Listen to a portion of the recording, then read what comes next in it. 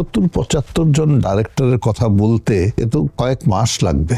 আর আমি যদি প্রত্যেকজন ডাইরেক্টরের ইন্ডিভিজুয়াল সবকিছু নিয়ে কথা বলি তাহলে 1-1.5 ঘন্টা কথা বলতে হবে এক একজন ডাইরেক্টরকে নিয়ে, সেটা সম্ভব না। আমি স্মরণ করছি, আমি এটা এই যে ডাইরেক্টরদেরকে স্মরণ করছি, it's my tribute to this directors, আর কিছু না। এই ডাইরেক্টররা তো আমাকে তৈরি করেছে, আমাকে বানিয়েছে। আমি কোনোদিন ওনাদের সম্পর্কে এভাবে বলার সুযোগও পাইনি, পেয়েছি, আমি কাজে লাগাচ্ছি। কতটুকু ভালো করে বলতে পারছি সেটা জানি না। সাইফুল আজম কাশেম, উনি অনেক বিখ্যাত ছবি করেছেন, অনেক অনেক ছবি করেছেন, এবং উনি আমার দুঃসম্পর্কের একটু আত্মীয় হতো, কিন্তু সবসময় উনি রাজ্জাক ভাইকে নিয়েই কাজ করতো। তারপর একটা পর্যায়ে আমাকে নিল, উনি নেয়ার পরে কিন্তু আমি ওনার প্রায় 7-8 খানা ছবি করেছি। সাইফুল আজম কাশেমের একটি খুব বড় গুণ ছিল, সে গল্প বাছাইটা এবং এর যে বিন্যাসটা অসাধারণ প্রখর ছিল তার, যার জন্য ওনার ছবি কিন্তু হিট করত।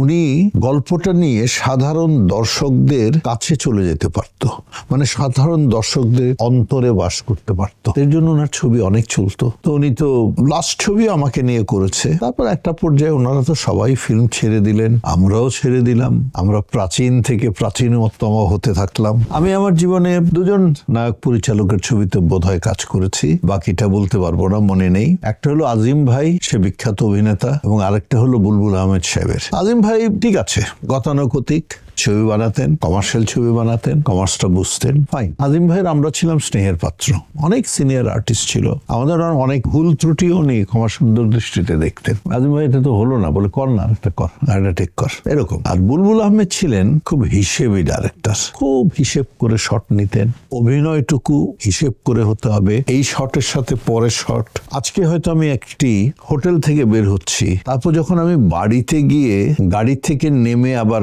ঘরে যাচ্ছি, উনি হয়তো ওই শুটিংটা হয়েছে 3 মাস পর। আমি যে হোটেল থেকে বেরিয়ে গেলাম, এই যে স্পিডটা হাঁটার, বেরিয়ে যাওয়ার, ওই গাড়ির থেকে নেমে আবার যখন ঘরে ঢুকছি, ওই স্পিডটা উনি মনে করিয়ে দিতেন। এটা একটা অসাধারণ গুণ। তো খুব সুন্দর, খুব ভালো ডাইরেক্টর ছিলেন। আমি ওনার 2টা ছবি করেছি। আমি একটা ব্যাপারে খুব কাঁচা, নাম মনে রাখতে পারি না, অনেক বন্ধু বান্ধবের নাম ভুলে যাই, ছবির নাম ভুলে যাই, যার জন্য অনেকের ছবির নামও বলতে পারছি না। বুলবুল ভাইয়ের একটা ছবি বোধহয় করেছিলাম, কত যে আপন, বাকিটা মনে নেই। 2টা ছবি করেছি। এরপর আমি বলি শেখ নজরুল ইসলাম, উনিও সম্ভবত জহির রায়হান সাহেবের অ্যাসিস্ট্যান্ট ছিলেন। উনিও খুব গুছানো ডাইরেক্টর ছিলেন, সামাজিক ছবি করতেন, এবং ওনার একটি গুণ ছিল, উনি ছবির সংলাপ নিজে লিখতেন এবং খুব ভালো সংলাপ লিখতেন। ওনারও অনেকগুলো ছবি করেছি, তো ভালো। ওনার সম্পর্কে কি বলবো, ওনার সবকিছু তো ভালো। আগেকার ডাইরেক্টর সবাই এক একজন মানে দিকপাল। আমি তো কি ওদের সম্পর্কে বলাটা, আমি নস্যি একজন ওদের সামনে। তো যতটুকু বলার, ওনাদের ছবি করেছি, ওনাদেরকে স্মরণ করছি, এটাই বড় কথা।